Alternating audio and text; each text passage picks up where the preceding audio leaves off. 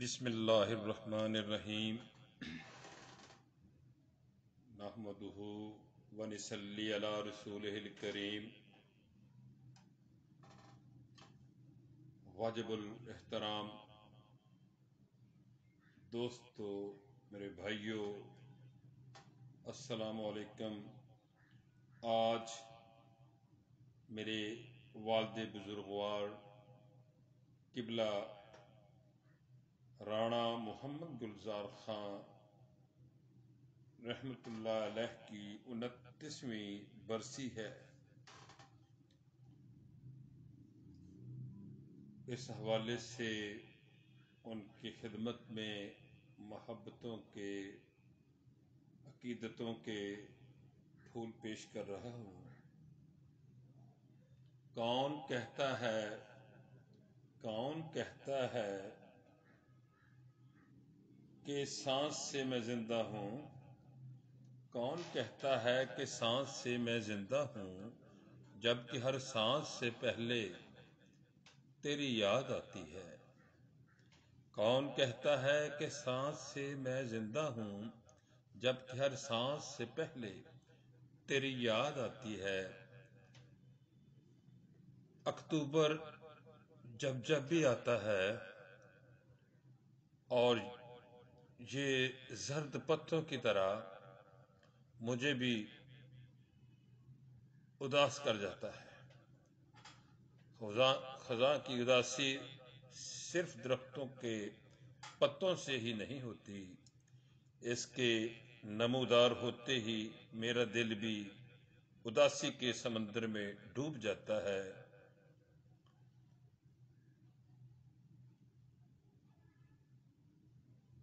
اور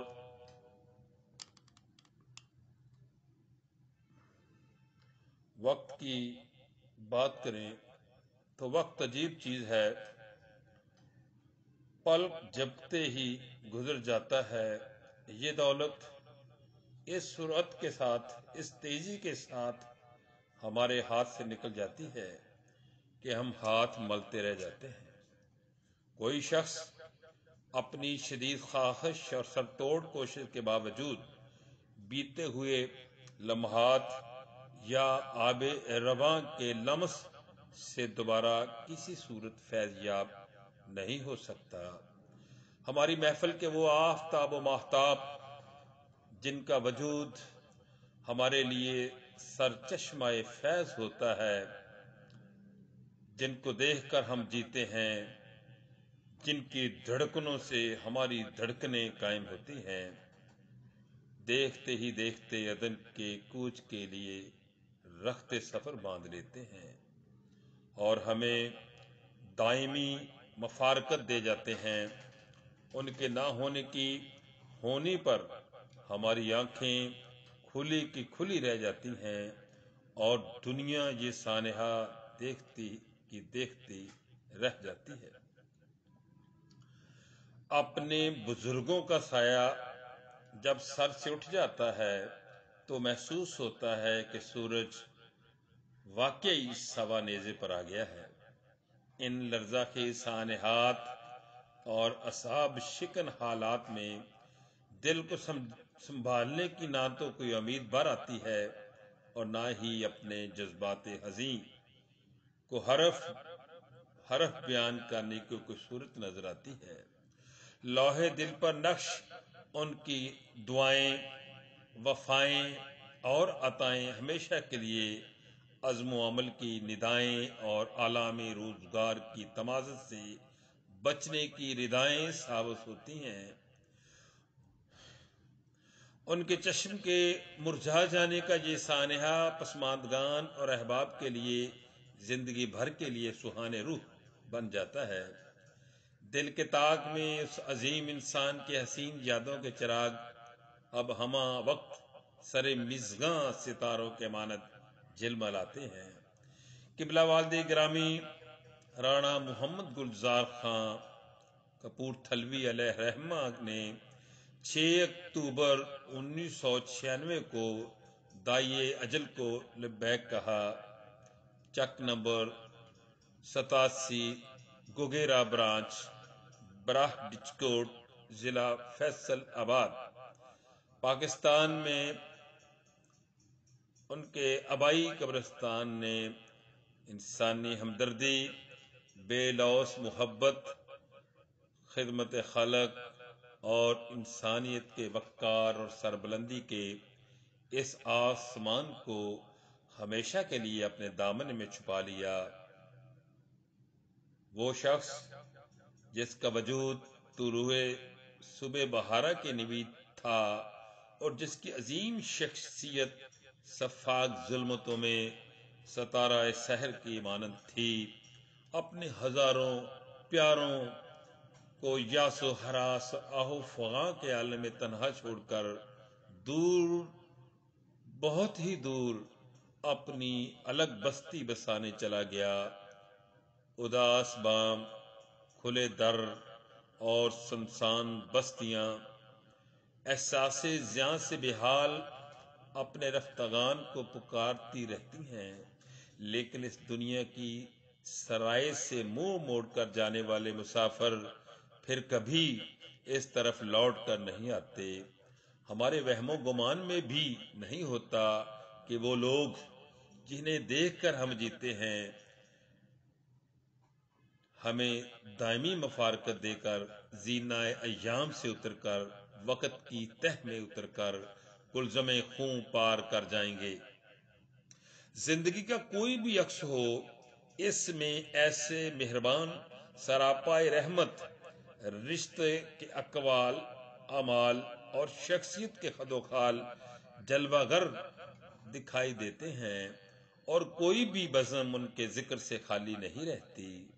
زندگی کی شام علم میں اپنے بزرگوں کی یادوں کے ستارے اس طرح زوفشاں رہتے ہیں کہ راہ روان زیست کو نشان منزل مل جاتا ہے اور وہ سرابوں میں بھٹکنے اور تاریکیوں میں ٹامک ٹوئیں مارنے سے بچ جاتے ہیں۔ زندگی کی شب تاریک میں رستہ دکھانے والا ایسا ہی ایک تابندہ ستارہ رانا محمد گلزار خان کپور تھلوی بھی تھا، جن کے دم قدم سے یہ الفاظ رقم ہو رہے ہیں، یہ باتیں ادا ہو رہی ہیں، یہ گفتگو ہو رہی ہے، جنہوں نے ہاتھ میں قلم پکڑنا سکھایا، جنہوں نے چلنا سکھایا، جنہوں نے بولنا سکھایا، جنہوں نے انگلی پھڑ کر چلنے کے طریقے سکھائے۔ گویا زندگی کی تمام تر رحمتیں، برکتیں، کرم نوازیاں اور یہ رونائیاں اسی ہستی کا تصدق ہیں۔ دنیا میں اس انسان سے بڑا مجھے کوئی دوست نظر نہیں آتا۔ والد گرامی قبلہ رانا محمد گلزار خان کپور تھلوی علیہ رحمہ 1938 کو راجپوت قبیلے میں چودھری محمد بخش کپور تھلوی رحمۃ اللہ علیہ کے گھر ریاست کپورتھلا، مشرقی پنجاب، ہندوستان میں پیدا ہوئے۔ آپ کے والد بزرگوار کپورتھلا ریاست کی غلہ منڈی میں بڑے آڑتیوں میں شمار ہوتا تھا، اور آپ اکیلے ہی کپورتھلا ریاست کی اس منڈی میں مسلمان جو آڑت کا کام کرتے تھے، اکیلے مسلمان تھے۔ ابتدائی تعلیم ریاست کپورتھلا سے حاصل کی۔ قیام پاکستان کے وقت آپ کی عمر 8 سال تھی۔ آپ اس پر آشوب دور میں تعلیمی سہولتوں کے فقدان کی وجہ سے میٹرک نہ کر سکے، پھر چھوٹی چھوٹی ملازمتیں شروع کر دیں۔ ابتدا میں آئل کمپنی سے وابستہ رہے اور اس کے بعد اس کو خیر بات کہا تو لائل پور میں پاکستان کے اس وقت کے صف اول کی کوہ نور ٹیکسٹائل میلز میں ایک عرصہ ہیڈ ڈافر کے طور پر کام کیا، پھر کچھ عرصہ وہاں کام کرنے کے بعد اسے چھوڑ دیا، کیونکہ یہاں پر روئی کے اڑنے سے صحت پر مضر اثرات پڑتے تھے۔ اس لیے اس نوکری کو خیر بات کہہ دیا۔ آزاباد گورنمنٹ ٹرانسپورٹ سروس میں بطور بس کنڈکٹر کے اپنی ملازمت کا آغاز کیا، تو اس طرح آپ نے اپنی ملازمت وہاں سے مکمل کی۔ آپ ایک نہایت محنتی، جفاکش، ایماندار اور اپنے پیشے سے مخلص رہنے والے کارکن تھے۔ پابندی وقت اور اصولوں پر قائم رہنا آپ کی گھٹی میں شامل تھا۔ پابندی وقت کے حوالے سے محکمہ حاضہ رانا محمد گلزار خان کی مثالیں دیا کرتا تھا کہ کیونکہ گاڑیوں کی روانگی میں کسی قسم کی تاخیر کسی صورت بھی برداشت نہیں کی جاتی تھی۔ عاجزی، انکساری، اخلاص و مروت اور مرنجا مرن شخصیت کے مالک آپ ایک زندہ دل انسان تھے۔ ساری زندگی لوگوں میں محبتیں اور خوشیاں بانٹی۔ میں نے اپنی زندگی میں اپنے والد گرامی کو کسی سے لڑتے یا اونچا بولتے نہیں دیکھا۔ آپ کے ساتھی آپ کے حسن اخلاق کی وجہ سے آپ کے ساتھ مل بیٹھ کر چائے پینے کے لیے لاہور یا کسی اور شہر سے ڈیوٹی کرتے ہوئے گاڑی یا بس سے واپسی پر آپ کا گھنٹوں انتظار کیا کرتے تھے کہ رانا صاحب کے ساتھ مل بیٹھ کر چائے پیتے ہیں۔ آپ کے جانثار ساتھیوں میں مہدی زمان خان عباسی، غلام نبی تمیمی، خوشی محمد، شیخ شفیق احمد، شاہ جہان، خادم حسین تمیمی اور بہت سے دوست ہیں جو میرے ساتھ، ان میں سے بہت سارے داغے مفارقت دے گئے ہیں اور جو حیات ہیں، باقاعدہ حیات ہیں، وہ مجھے ملتے رہتے ہیں۔ میں بڑا احترام کرتا ہوں ان کا۔ اپنی ڈیوٹی کے ساتھ ساتھ رانا محمد گلزار خان کو پڑھنے کا شوق بھی پیدا ہو گیا تھا، اور پھر اٹھتے بیٹھتے چلتے پھرتے ان کے ہاتھ میں کوئی نہ کوئی رسالہ یا ڈائجسٹ ضرور دیکھا جا سکتا تھا۔ رانا صاحب کو جب موقع ملتا وہیں اپنے موٹے شیشوں والی اینک لگا کر مطالعہ شروع کر دیتے۔ شہر فیصل آباد کے بہانہ بازار میں کے کونے کارنر میں شمع بک سٹال کے مالک جناب حاتم بٹی سے ان کے دوستانہ مراسم پیدا ہو گئے تھے۔ گھر سے اپنی ڈیوٹی پر آتے اور جاتے، روزانہ ان کی دکان اور اخباروں کے سٹال پر ضرور حاضری دیتے اور آداب عرض، سلام عرض، اخبار جہاں اور دیگر ادبی رسائل اور مقامی و قومی اخبارات کا مطالعہ کر کے روانہ ہوتے۔ وہ اس مطالعہ کو اپنی غذا کا حصہ سمجھتے تھے۔ اسی مطالعہ سے انہیں لکھنے کی طرف بھی ترغیب ملی اور مقامی اخبارات کے مالکان سے ان کے دوستانہ مراسم قائم ہوئے۔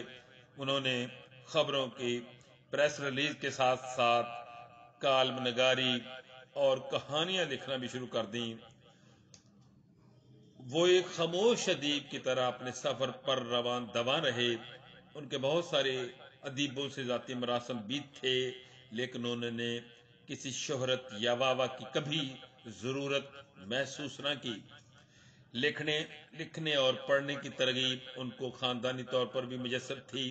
ان کے والد گرامی چودھری محمد بخش ایک جہاں دیدہ اور اپنے وقتوں کے پڑھے لکھے زیرک انسان تھے۔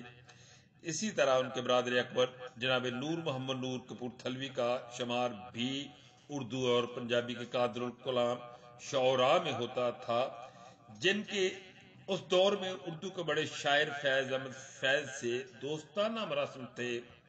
رانا محمد گلزار خان ایک خاموش قاری اور خاموش لکھاری تھے۔ اسی درویش اور نیک دین انسان کی دعاؤں کا تصدق ہے کہ ان کے بیٹے الحمدللہ باعزت زندگی گزار رہے ہیں۔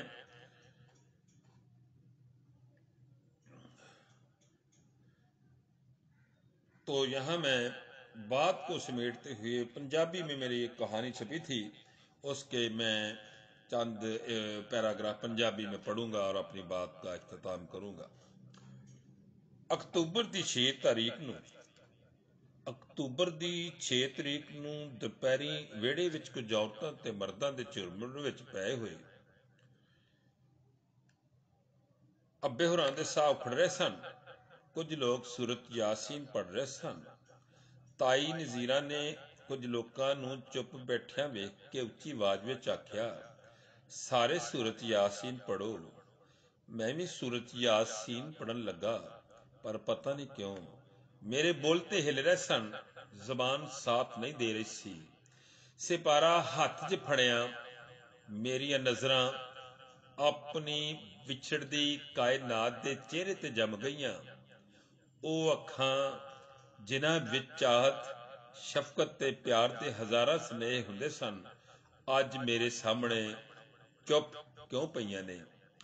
ਤੇ ਫਿਰ ਇੰਜ ਹੋਇਆ ਵੀ ਉਹ ਬੰਦਾ ਜਿਹੜਾ ਕਦੀ ਆਪਣੇ ਪਿਓ ਦੇ ਮੋਢਿਆਂ ਤੇ ਚੜ੍ਹਦਾ ਹੁੰਦਾ ਸੀ, ਹੁਣ ਆਪਣੇ ਬੇਜਾਨ ਪਿਓ ਨੂੰ ਆਪਣੇ ਮੋਢਿਆਂ ਤੇ ਚੁੱਕ ਕੇ ਉੱਥੇ ਲਿਜਾ ਰਿਹਾ ਸੀ ਜਿੱਥੋਂ ਕੋਈ ਨਹੀਂ ਪਰਤਦਾ, ਕੋਈ ਵੀ ਤੇ ਨਹੀਂ। ਤੇ ਫਿਰ ਇਹ ਦਵਾਵਾਂ ਕਰਨ ਵਾਲੇ ਮਿਹਰਬਾਨ ਹੱਥ ਅਸੀਂ ਆਪਣੇ ਹੱਥੀਂ ਮਣਾ ਮਿੱਟੀ ਥੱਲੇ ਛੱਡ ਆਏ। ਉਹਦੀਆਂ ਰੀਝਾਂ ਦੀ ਵਾਸ਼ਨਾ ਨਾਲ ਭਰਿਆ ਇਹ ਮਕਾਨ, ਜਿਹਦੇ ਵਿੱਚ ਜ਼ਿੰਦਗੀ ਦੀ ਹਰ ਜ਼ਰੂਰਤ ਮੌਜੂਦ ਏ, ਕਦੀ ਕਦੀ ਖਾਲੀ ਖਾਲੀ ਲੱਗਣ ਲੱਗ ਪੈਂਦਾ ਏ। ਕਿਸੇ ਪਾਸਿਓਂ ਆਵਾਜ਼ ਆਉਂਦੀ ਏ, ਲੱਗਦਾ ਏ ਮੈਂ ਬਿਮਾਰ ਨਹੀਂ ਹੋਇਆ, ਮੇਰਾ ਪੁੱਤਰ ਬਿਮਾਰ ਹੋ ਗਿਆ ਏ। ਮੈਂ ਉਦਾਸ ਹੋ ਕੇ ਬਾਹਰ ਗਲੀ ਵਿੱਚ ਆ ਜਾਂਦਾ ਵਾਂ, ਜਿੱਥੇ ਮੇਰੇ ਅੱਬੇ ਦੇ ਨਾਂ ਵਾਲੀ ਚਮਕਦੀ ਹੋਈ ਨੇਮ ਪਲੇਟ ਮੈਨੂੰ ਆਪਣੇ ਕਲਾਵੇ ਵਿੱਚ ਲੈ ਲੈਂਦੀ ਏ।